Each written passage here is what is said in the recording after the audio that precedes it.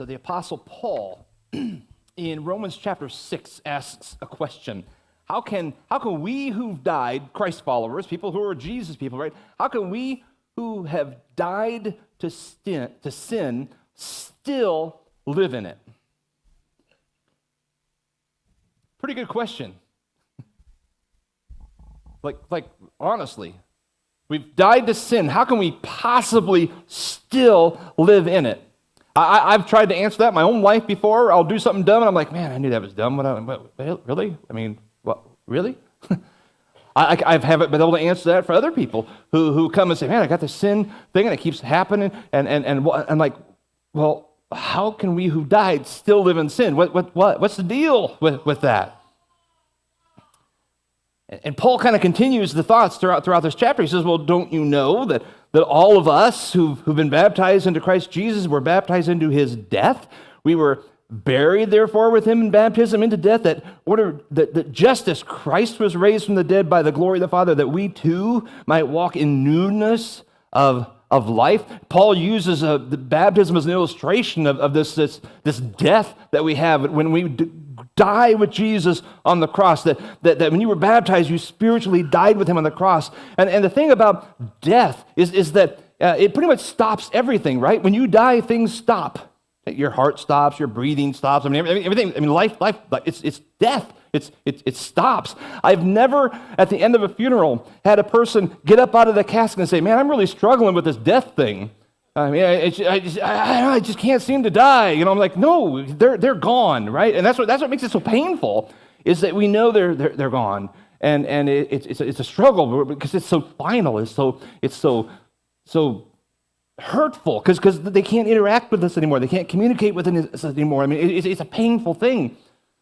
And when it happens, it happens. And the Apostle Paul says, Christ follower, you have died to sin. Now this is not a slip of the pen for Paul. You know, it's not like a really poor interpretation of the Greek word that really means you really kind of slowed down a lot to sin. He said, you died to sin. You died to sin. He intentionally uses the word died. And again, even uses baptism as this illustration, that saying when you were baptized, you died with Jesus, you were buried with Jesus. Here's a couple pictures that have been kind of floating up on our screens out there of a couple baptisms this past month. And if you look at them closely, they look pretty dead, don't they? They're not talking, they're not like joking around. I mean, they're not breathing. It's really good that you don't breathe when you're in the middle of a baptism, all right? Just in case you're thinking about doing that. I mean, like they're not interacting. All it matters is that moment they're dead, and they even look buried, right? They're dead. And when they come out of the water, they're like, woohoo, it's great, it's exciting, it's awesome, it's got this new life. And then they're interacting with people again, and everything's great. Paul says that's your life with sin. It's your life with sin. In the very next verse, he kind of spells this whole thing out in verse 5 of chapter 6 of Romans. For if we have been united with him in a death like this, like you just saw, right? Well, we shall certainly be united with him in a resurrection like his. We know that our old self was crucified with him in order that the body of sin might be brought to nothing, so that we would no longer be enslaved to sin. For one who has died has been set free from sin. This, like our generation kind of needs to hear this. Because we're really good. We've gotten really light on I can't help it. I was born this way. It's my nature. I just got to do it. We kind of throw sin around like it's no big deal. And Paul's going, no. You are not enslaved. It does not own you. It does not control you. You do not belong to sin. It may seem like it sometimes. I mean, you may struggle sometimes. Even the Apostle Paul struggled, right? But it does not control your body. Sin does not control your mind. It is not your master. It has died in your life as a Christ follower. But we do this crazy thing once in a while. We kind of go back to the cemetery of our past sins, and we dig up the grave once in a while, and we kind of crawl back in there and roll around in it a little bit. I don't know why we do that. I do it. I mean, I'm not saying, I don't know why we do it. And we just kind of see what happens. Oh, just this once, right?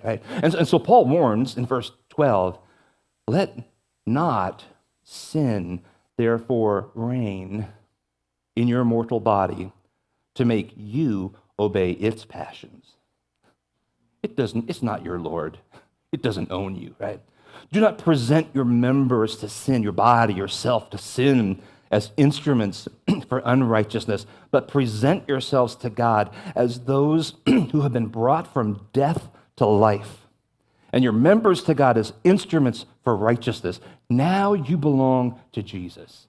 Your body belongs to Jesus. He is the Lord. You are Lord over sin. He is Lord over sin, right? It's dead. Quit going back there. What are you wasting your time? What a waste. What a waste. What are you doing that for? He goes on in verse 16, do you not know that if you present yourselves to anyone as obedient slaves, you are slaves of the one whom you obey, either of sin, which leads to death, or of obedience, which leads to righteousness. But thanks be to God that you, who were once slaves of sin, have become obedient from the heart to the standard of teaching to which you were committed, and having been set free from sin, have become slaves of righteousness. I'm speaking in human terms because of your natural limitations, for just as you once presented your members as slaves to impurity and to lawlessness, you just did whatever felt good, whatever seemed good, you just did everything, right? Leading to more lawlessness, now present your members as slaves to righteousness, leading to sanctification. Verse 20, for when you were slaves of sin, you were free in regard to righteousness. But what fruit were you getting at that time from the things of which you were now ashamed? Look back at your past. Really? Did you get benefit from that? Was there any really value in it? Really? It says, nah. For the end of those things is death. But now you have been set free from sin and have become slaves of God. The fruit you get leads to sanctification, and its end, eternal life. For the wages of sin is death, but the free gift of God is eternal life in Christ Jesus, our Lord. This is going to be like the foundational verses for the next few weeks that we spend together. I'm not going to re-look at this necessarily every week, but this is the thought that we're coming from in these next few weeks. We can choose to be slaves of righteousness, where our desires, our goals, our dreams, our passions are all aimed toward God. We just want to honor God. I want to honor God with my words and my mouth, with my thoughts, my actions, with everything I do. I just want Jesus to just ooze out of me. I'm going to be a Jesus guy, right? We can do that. Or we can choose to be slaves to sin, where we shackle our every desire our body has, and we just say, I can't help it, I just have to do this. Where we enslave ourselves to our passions. We enslave ourselves to every thought we have, every urge, every whim, every emotion, and then we allow our bodies to follow through the completion because, we just can't help it. We can't stop. It's just human, after all. We become so light on sin. We're just like, I can't help it. And Paul says, now you have a choice. You really have a choice. You can decide which way you want to go with this.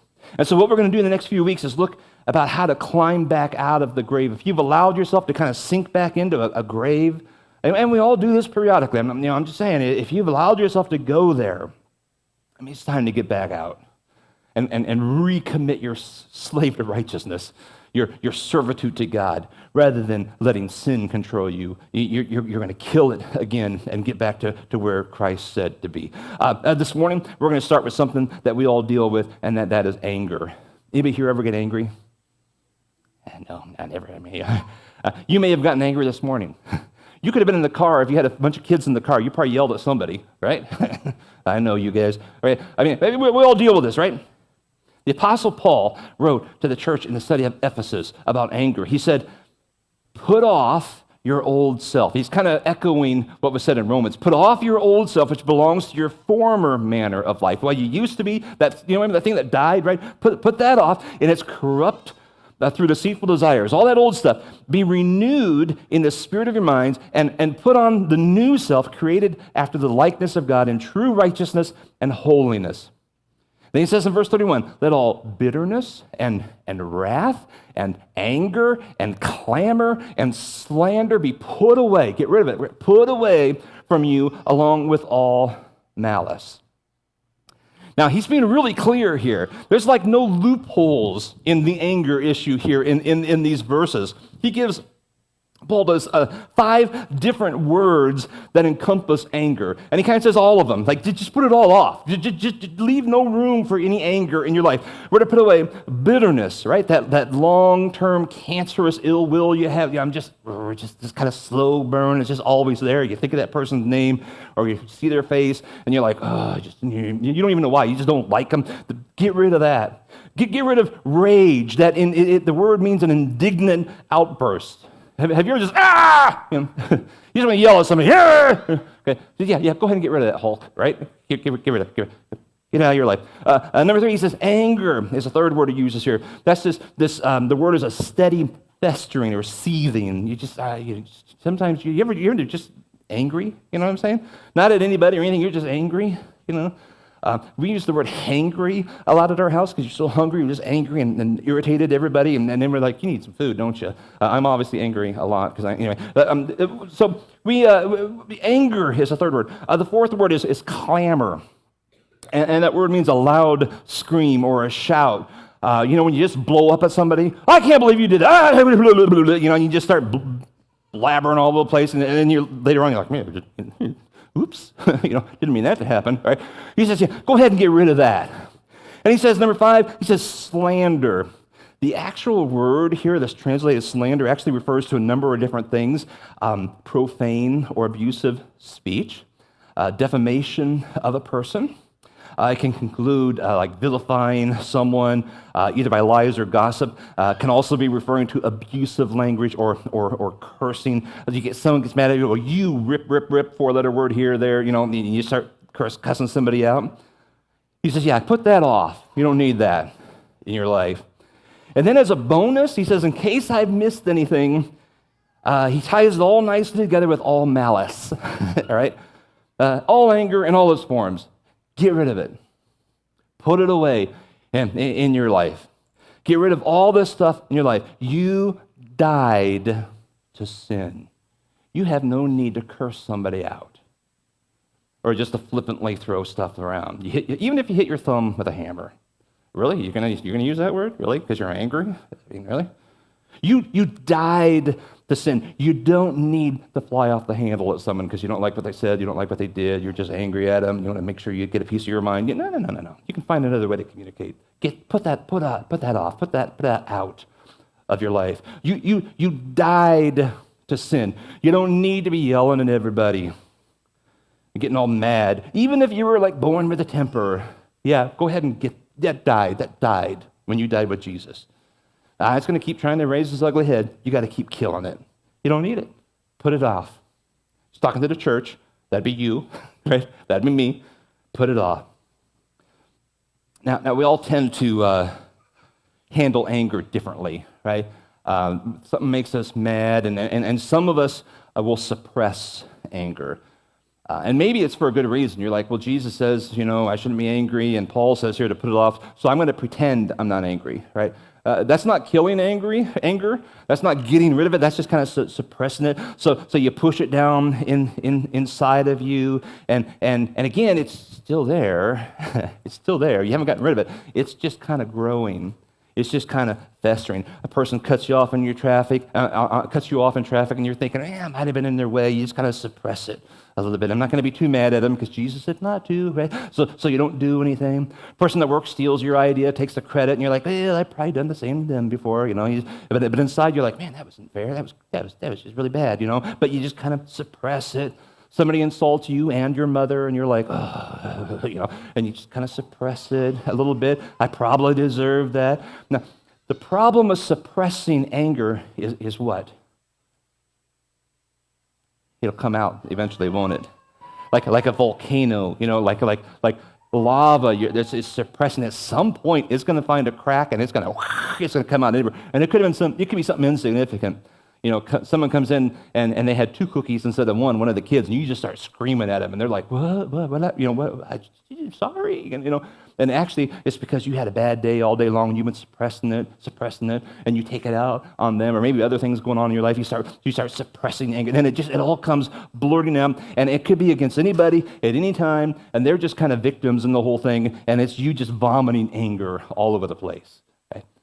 So that's not necessarily a healthy way. That's not getting rid of anger, that's suppressing anger. That's not what we're looking for. So that's not what I'm saying today. Just hide it, just pretend it's not real. You got to figure out a way to get rid of it. Sometimes people embrace anger, right? Do you know any just angry people? I used to work with a guy years ago who was just angry. You just didn't want to talk to him because you didn't know when he was, you just didn't know what the wrong look was or what the wrong word was. And he just shouting at people all day long, right? Some people are just angry people. They enjoy being mad. I don't know, it's just their hobby, whatever. It just makes them feel good to be mad, and you're always on eggshells when you're around them. Yet Paul says, don't let that be you. I mean, you can't help it if it's somebody else. Just don't let that be you, right? Put that away. Get rid of that. And it was in the Sermon on the Mount when Jesus was talking about how to be a kingdom person that he really says, oh, here's how you can put off, get rid of anger. In the context of anger, Jesus gives a little bit of a solution here. And it sounds fairly simplistic, but often things are pretty simple. Matthew chapter 5, he says, so if you're offering your gift at the altar and there remember that your brother has something against you, again, this is the context of anger here, right? Well, leave your gift there before the altar and go. First, be reconciled to your brother. So first go back to your brother and heal that relationship. Let's get that fixed. Then come and offer your gift. Come to terms quickly with your accuser while you're going with him to court, lest your accuser hand you over to the judge to the guard, and you be put in prison. Here's what he says. You want to put off anger. Here's a big help. Keep your relationships healthy. I know that sounds too easy, right? But honestly, this will get rid of a great deal of anger in your life, because a lot of anger isn't come from unhealthy relationships. Someone you don't like at work, maybe someone in the family, could be a spouse, whatever. It could be whatever. It usually boils down to a relationship issue. And Jesus says here, okay, if you got something against your brother, suddenly you're remembering, oh yeah, I'm angry at this guy. Go fix that. Fix the relationship. Don't let it stew. Don't make excuses for them. Don't overreact on the other end of the spectrum and say something back. So someone says something to you, someone does something to you. Don't go crazy. Get to the root of why they said or did what they did. Maybe they're tired. Maybe they're stressed out. Maybe they're hangry, right? Maybe that's what's going on. Give them a snack. Maybe that'll fix things. Who knows? Maybe they just got emotionally lazy. Have you ever just been lazy emotionally for a moment, and then you say something you shouldn't have said, or you just get like, oh, that was silly. My kids didn't deserve that. My husband, my wife didn't deserve, whatever. It's a lazy moment. Maybe they lost their job, and a family member has an illness that this is just on their mind, and they're just reacting. They don't know what to do, and it could be something like that. So it could be something you said 6 months earlier, or something you did earlier. And they've suppressed it, and now it's spewing all over you. Before you respond with anger, get to the relationships. Just say, hey, you know what? What you just did, what you just said, man, that I don't know if you even meant to do this, but man, that was really kind of hurtful. I don't know, figure out a way that doesn't sound dorky, but just I didn't like that. Did you mean to hurt me in that? And they're either going to say, oh, wow, I didn't, sorry. I was just being lazy, I'm hungry, whatever. And they'll fix it, and then you both go on, everything's fine, it's over. Or they're going to say, yeah, I meant to do it, and here's blah, blah, and they go in deeper, okay? Well, then you know there's a relationship issue. and that's what Jesus is saying, reconcile the relationship. Okay, let's get to the heart of what's going on in this relationship. That might be a simple conversation. That might need professional counseling, to be honest. I mean, who knows? Who knows your situation and who your person is? But that's going to fix the anger issue if you fix the relationship issue. And that's something you have to work out in each case individually.